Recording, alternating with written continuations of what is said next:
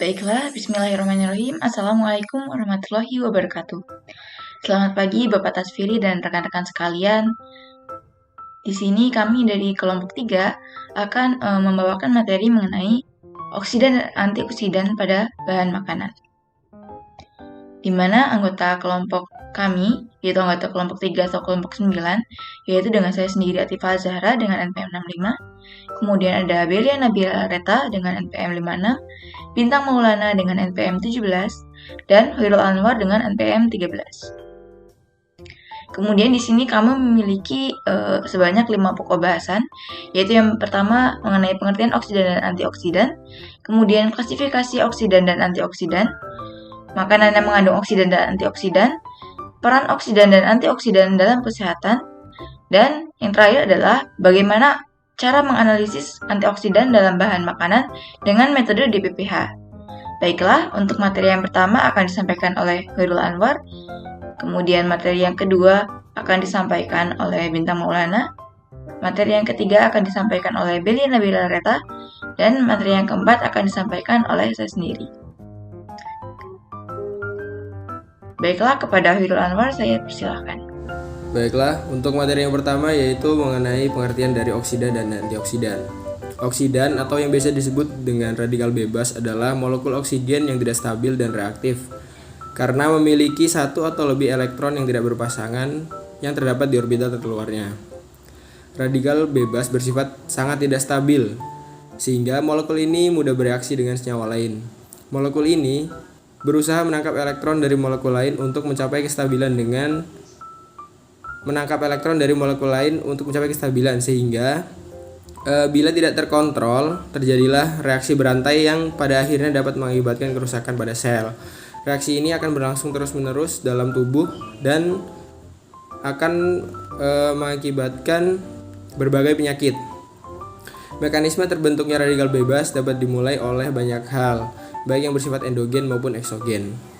Oksidan yang bersifat endogen yaitu oksidan yang berasal dari dalam tubuh berupa senyawa yang sebenarnya berasal dari proses biologi normal, namun oleh suatu sebab dapat terdapat dalam jumlah yang berlebihan. Radikal bebas sebagian besar terbentuk saat metabolisme dan produksi energi berupa ROS atau reaktif oksigen spesies adalah molekul yang berukuran sangat kecil dan bersifat sangat reaktif karena memiliki elektron yang tidak berpasangan. 3 jenis ROS yang merupakan oksidan utama yaitu superoksida atau O2-, kemudian hidrogen peroksida atau H2O2 dan hidroksil radikal atau OH- atau OH radikal. Contoh dari oksidan yang bersifat endogen yaitu seperti proses oksidasi makanan, proses oksidasi santin, dan olahraga yang berlebihan. Oksidan yang bersifat eksogen berasal dari luar tubuh yang berperan menimbulkan dampak negatif seperti asap rokok. Kemudian ada juga molekul nitrogen oksida, nitrogen dioksida, bakteri, virus ozon, dan udara-udara tercemar yang berasal dari kendaraan. Asap rokok merupakan substansi paling sering karena menimbulkan berbagai perubahan biokimia dan fisiologi di jaringan paru-paru. Sedangkan antioksidan dapat diartikan sebagai senyawa yang memiliki kemampuan untuk melindungi sel dari efek berbahaya radikal bebas oksigen reaktif dengan cara menghambat terjadinya oksidasi. Bereaksi dengan radikal bebas yang reaktif sehingga akan membentuk radikal bebas yang tidak reaktif. Secara kimia, pengertian dari antioksidan adalah senyawa-senyawa yang memberi elektron. Pengertian lebih luasnya secara biologis antioksidan dapat diartikan sebagai semua senyawa yang dapat meredam dampak negatif oksidan, termasuk enzim dan protein. Kemudian ada pengikat logam. Antioksidan dapat menghambat oksigen reaktif dan radikal bebas sehingga berperan untuk menghentikan atau memutuskan reaksi yang berantai dan dari radikal bebas yang terdapat dalam tubuh, sehingga dapat menyelamatkan sel-sel tubuh dari kerusakan dan mencegah penyakit-penyakit yang berhubungan dengan radikal bebas seperti karsinogenis, penuaan, dan kardiovaskuler. Baiklah, saya kembalikan lagi ke moderator. Selanjutnya mengenai klasifikasi oksidan dan antioksidan. Untuk klasifikasi pertama ini berdasarkan sumbernya. Yang pertama ada oksidan ya. Oksidan ini sumbernya atau radikal bebas ini dapat dibedakan menjadi dua. Yang pertama yaitu endogen dan yang kedua ada eksogen. Untuk radikal bebas endogen ini dapat terbentuk melalui adanya autooksidasi, oksidasi enzimatik, fagositosis dalam respirasi, transfer elektron di mitokondria, dan oksidasi ion-ion logam transisi. Sedangkan radikal bebas eksogen itu berasal dari luar sistem tubuh, misalnya sinar ultraviolet. Nah, radikal bebas eksogen ini dapat berasal dari aktivitas lingkungan. Yang contohnya itu ada antara lain ya, ada radiasi, ada polusi udara, pencemaran udara oleh asap pabrik dan kendaraan, ada asap rokok, ada makanan yang terkontaminasi, jatuhan tekstil yang mewarnai makanan itu, ada minuman, ada ozon, dan ada insektisida dalam pertanian dan rumah tangga. Lalu juga bisa disebabkan oleh olahraga berat dan stres psikis. Lalu yang kedua itu untuk antioksidan. Berdasarkan sumbernya, antioksidan ini dapat dikelompokkan menjadi tiga. Yang pertama, antioksidan yang sudah diproduksi di dalam tubuh manusia yang dikenal dengan antioksidan endogen atau enzim antioksidan, yaitu enzim superoksidan disintase, glutathione peroksidase, dan katalase. Lalu yang kedua ada antioksidan sintesis yang banyak digunakan pada produk pangan seperti butyl hidroksilanisol BHA, butyl hidroksitoluen BHT, propil galat, dan terbutyl hidroksikuinon. Lalu pada dosis tertentu ini antioksidan sintetik dapat menimbulkan keracunan, sehingga dosis antioksidan sintetik ini yang diizinkan dalam pangan menurut rekomendasi Food and Drug Administration adalah 0,01% sampai 0,1%. Nah, lalu yang ketiga ada antioksidan alami yang diperoleh dari bagian-bagian tanaman seperti kayu, kulit kayu, akar, daun, buah, bunga, biji, dan serbuk sari seperti vitamin A, vitamin C, vitamin E, dan senyawa fenolik. Baik, selanjutnya merupakan klasifikasi berdasarkan mekanisme kerjanya. Nah, pada oksidan, radikal bebas itu terbentuk melalui tiga langkah, yaitu inisiasi, propagasi, dan terminasi. Proses awal pembentukan radikal bebas disebut dengan proses inisiasi, sedangkan proses propagasi menjadi saat jumlah total radikal bebas yang ada mengalami peningkatan. Nah, untuk proses terminasi itu terjadi saat ada penggabungan jumlah radikal bebas, misalnya saat dua molekul radikal bebas itu bergabung membentuk suatu molekul stabil. Baik, selanjutnya untuk antioksidan, berdasarkan mekanisme kerjanya, antioksidan ini dapat dikelompokkan menjadi tiga.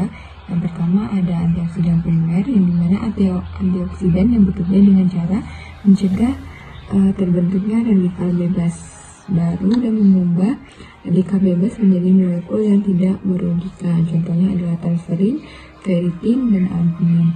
Lalu yang kedua ada antioksidan sekunder yang dimana berfungsi untuk menangkap radikal bebas dan mencegah terjadinya reaksi berantai sehingga tidak terjadi kerusakan yang lebih besar. Contohnya adalah vitamin E, vitamin C.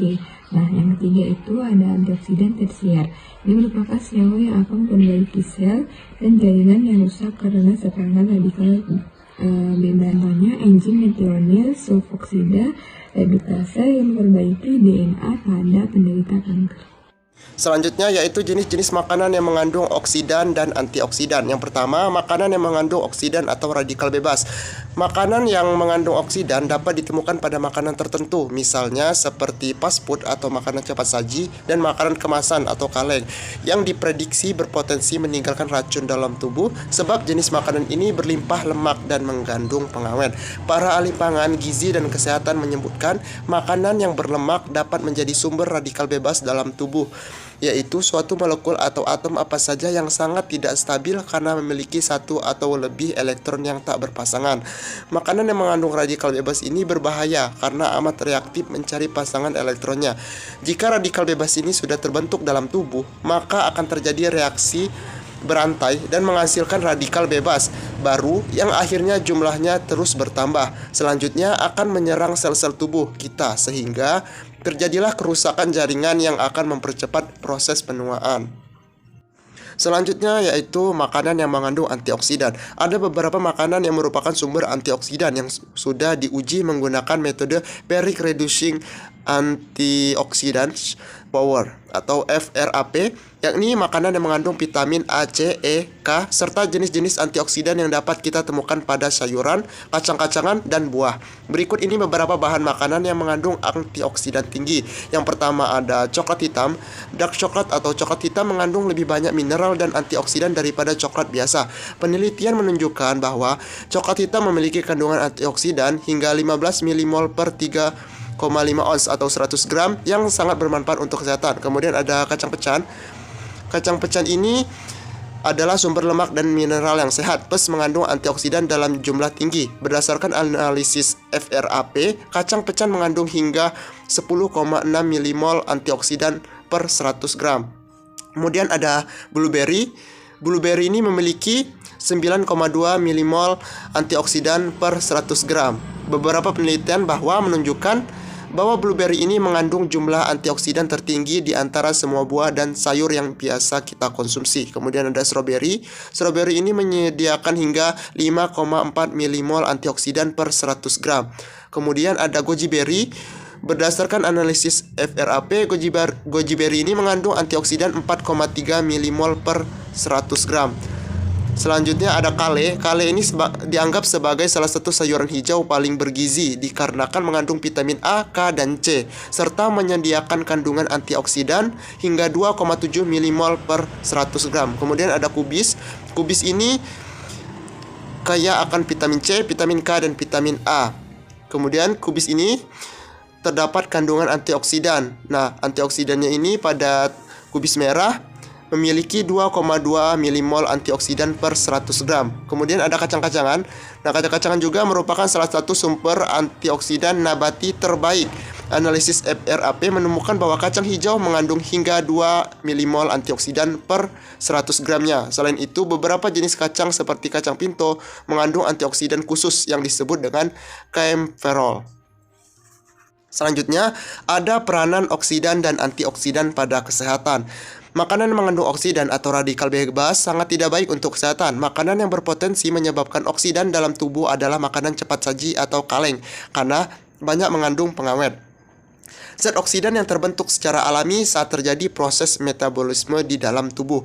Oksidan atau radikal bebas dapat merusak susunan DNA sel, meningkatkan kadar kolesterol jahat di dalam tubuh, menyebabkan peradangan, dan melemahkan daya tahan tubuh. Jika mengkonsumsi makanan yang berpotensi mengandung oksidan secara berlebihan dan terus-menerus, bisa meningkatkan risiko terjadinya penuaan dini dan beberapa penyakit seperti penyakit jantung, kanker, dan demensia. Kemudian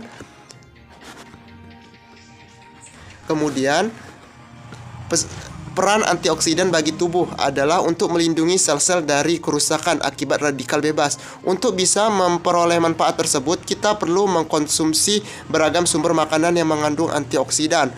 Oleh sebab itu, tubuh memerlukan antioksidan untuk melawan efek dari oksidan tersebut. Nah, fungsi antioksidan ini yaitu sebagai pencegah resiko penuaan dini dan berbagai penyakit seperti penyakit jantung, kanker, dan demensia, serta mampu menyehatkan kulit. Baiklah, kita akan berlanjut kepada pokok bahasan kita yang terakhir mengenai analisis antioksidan dengan metode DPPH.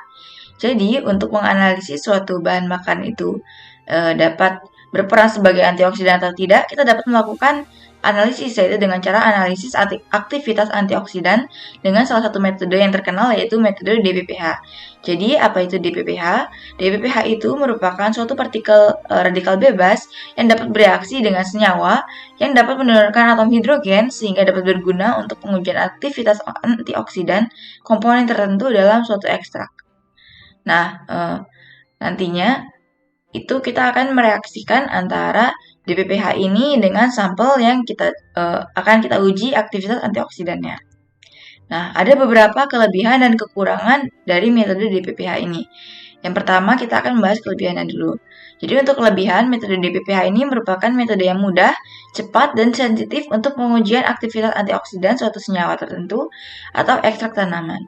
Sedangkan kekurangannya, metode DPPH ini hanya dapat memberikan informasi terkait bagaimana aktivitas senyawa yang diuji dan hanya dapat menggunakan pelarut alkohol. Dan biasanya pelarut alkohol yang digunakan adalah metanol. Nah, kita akan langsung berlanjut kepada alat dan bahan yang diperlukan dalam pengujian aktivitas antioksidan ini ya. Jadi untuk alatnya kita itu membutuhkan tabung reaksi beserta rak tabung reaksi, kemudian ada spektrofometer, kuvet, vortex, kemudian pipet mikro, pipet Mohr, dan bulb. Untuk bahannya, di sini sampelnya kita menggunakan teh hitam celup, kemudian standarnya reaksinya kita menggunakan DBPH, kemudian kita menggunakan buffer asam, air bebas ion, vitamin C sebagai standar, dan metanol. Nah, kemudian untuk prosedur percobaannya itu bagaimana sih? Jadi yang pertama, untuk prosedur percobaan, kita itu harus menyiapkan terlebih dahulu standarnya, yaitu dengan konsentrasi 100, 200, 300, 400, 500, 600, dan 750 ppm. Selanjutnya, untuk buffer asetatnya, itu sebanyak 3,98 ml ditempatkan dalam tabung reaksi. Kemudian, kita menambahkan sebanyak 1 ml DBPH dan 0,02 ml sampel atau standar. Selanjutnya, campuran itu di vortex dan tabung reaksinya itu ditempatkan di dalam ruang yang gelap selama 20 menit. Dan selanjutnya yang terakhir yaitu absorbansi sampel dan standar dibaca pada panjang gelombang 517 nanometer.